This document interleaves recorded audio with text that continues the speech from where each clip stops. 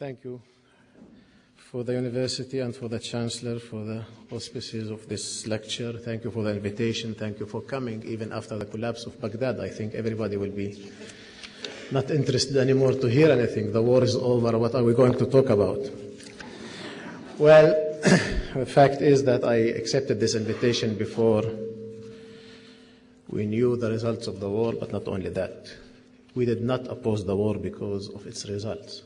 When we opposed the war, we did not know what are the results going to be. Anybody who was trying to oppose the war because he was a prophet predicting what's going to happen actually did not read Kantian ethics nor liberal ethics in general. We oppose things because they are wrong, not because they're... That's what we do. And the motivations and the reasons for this war are wrong, and they are more important than the results. We will talk a little bit about the results. They are more important than the results because they are going to stay with us for a while.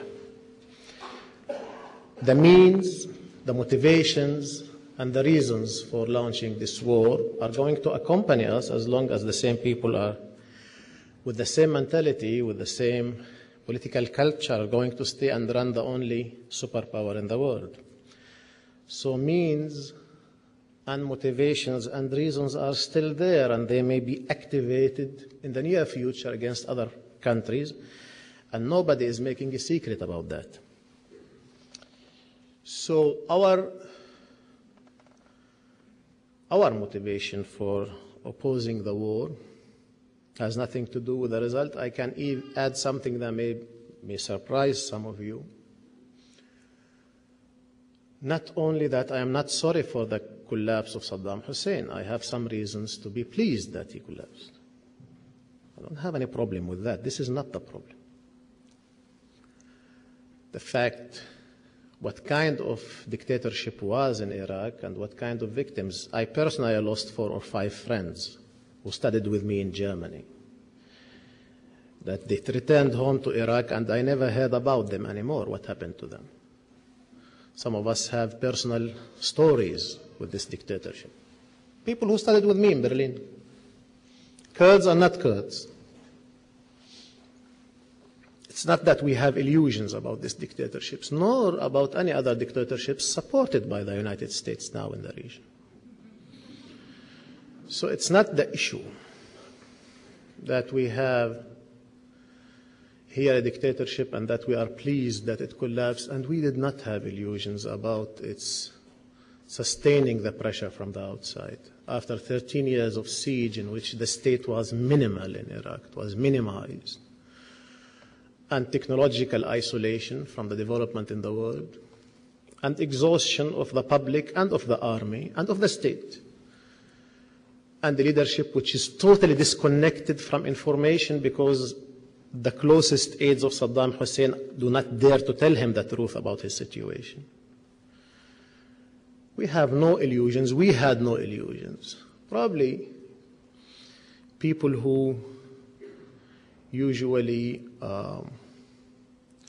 express solidarity with the victim cannot just live with sympathies and so solidarities. They have to rationalize it.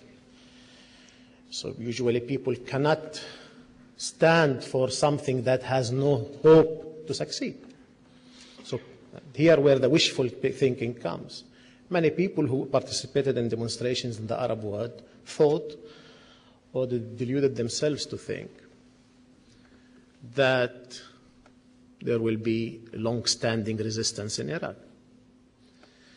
Because usually people do not sympathize with losing projects. I'm not speaking about elites, moralizing elites. I'm speaking about masses. They do not go to demonstrate for losing projects. They have to believe that it will stand for a while and that the United States will pay a price for its aggression, etc. So I do not blame them at all. This is the logic of solidarity movements. I cannot blame them at all.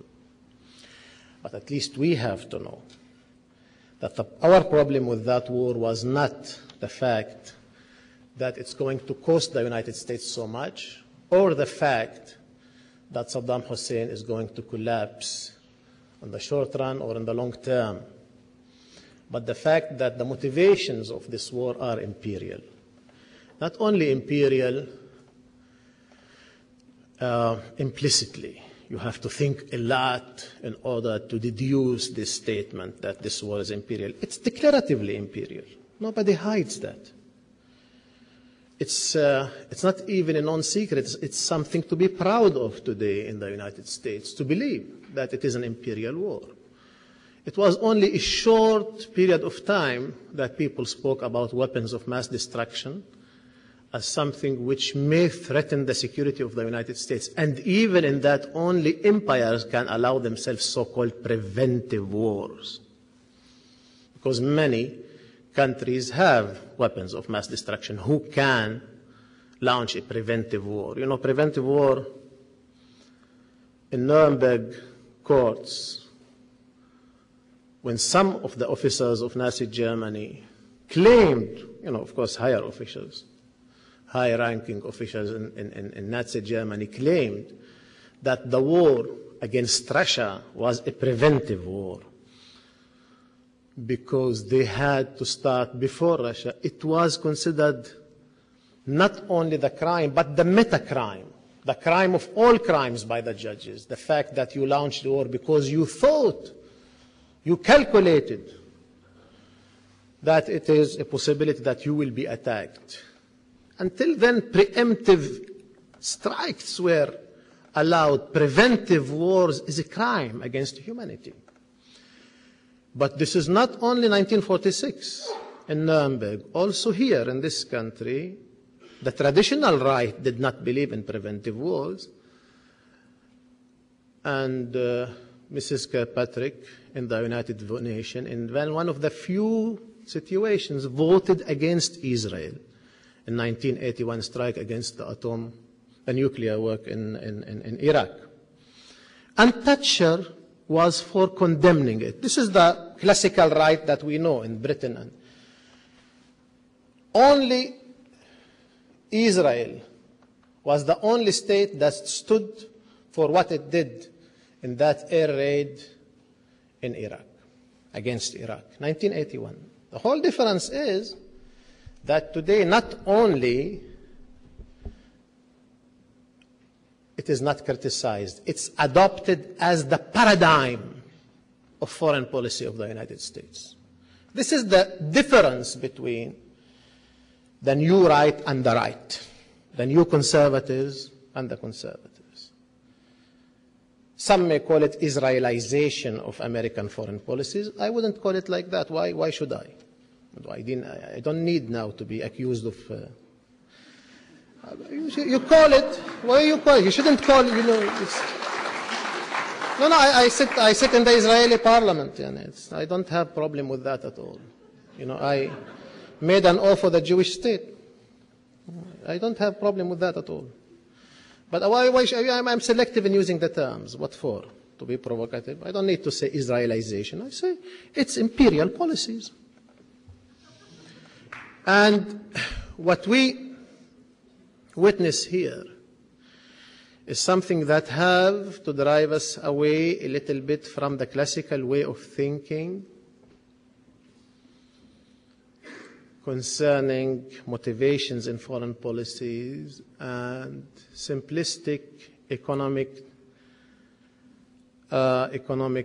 derivations which are called sometimes Marxism. No, Marxism as a social science at least, or as an attempt for social science, as a claim to be a social science, is a little more sophisticated than economic explanations. It's not blood for oil.